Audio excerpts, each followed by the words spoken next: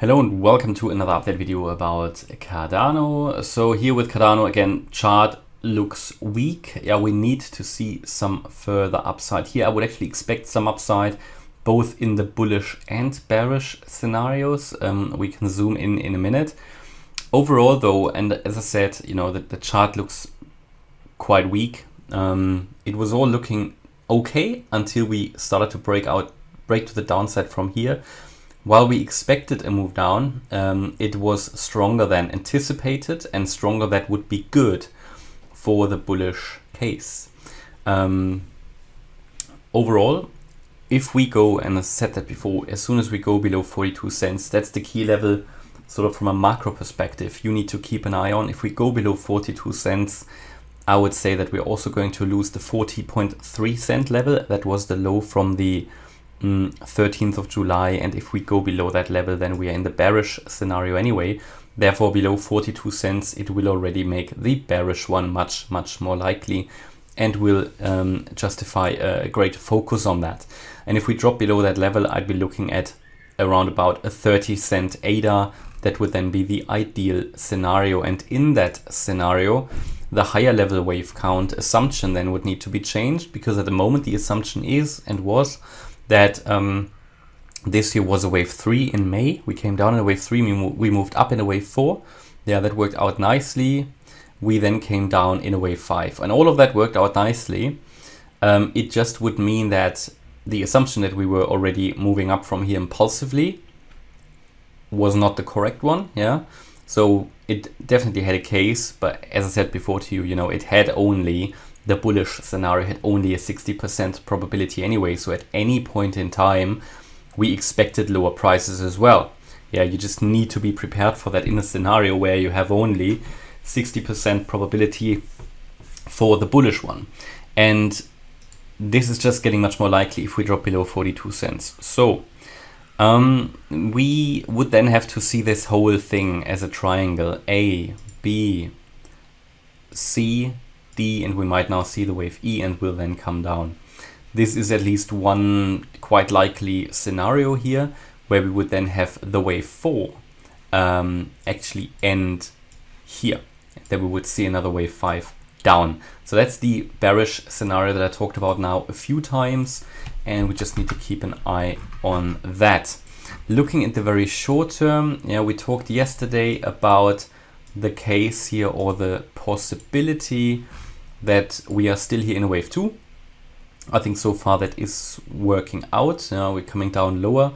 The reason is that what we've seen so far to the upside here, yes, we've seen from the swing low an impulsive wave, wave 1. We we came down. Yes, the wave 2 could have been in here, but then the move up was only corrective in my view. And what's currently coming down is also not really convincing. So at the moment we need to keep options open here. I think there's a good case to be made that the wave 2 wasn't in yet. We will know as soon as we break below 43.9 cents, or at least come very close to it. Afterwards, however, in the bullish case, I would expect a wave 3 to the upside. And that would obviously get very clear, and the breakout point here to the upside is the 46.3 cent level. If we break above that with volume, we would first get to 48 cents. And then if the next wave will really be a wave 3, then we can also calculate here the length of it, and it depends on how low we go. But I would say round about into the area of, yeah, it could even take us to 50 cents.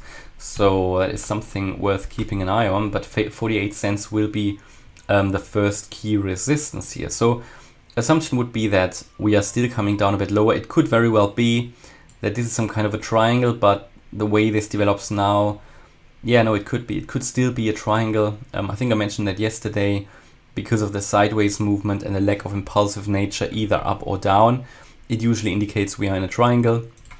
So basically that the wave B of the wave 2 is a triangle. You can see that way, for example, here A, B, C, D, E, and then you would break down in a wave C in the end. Yeah. This view, yeah, is quite likely, given that we're only moving sideways here, but it's not guaranteed.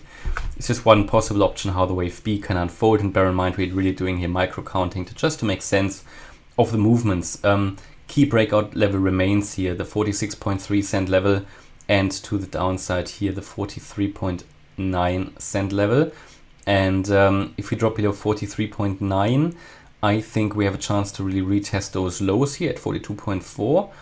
And problem is, if we go below them, then you're at 42, and then yeah, we're probably gonna break them anyway, and then you're in the bearish scenario.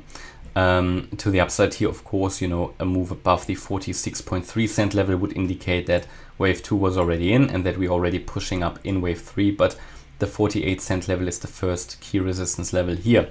So this is really everything I can tell you at the moment about ADA. These are the key levels to watch out for.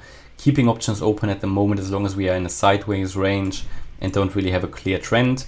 Overall, you could argue the trend is down. If you zoom out though, you're making still a higher low at the moment. So it is extremely challenging at the moment.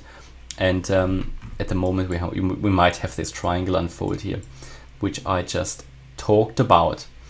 Yeah, and that is at the moment ADA. Hopefully you liked the update. If you did, please hit the like button, leave a comment and subscribe. And if you really like the content, then please check out the channel membership. Thanks a lot for watching. Bye bye.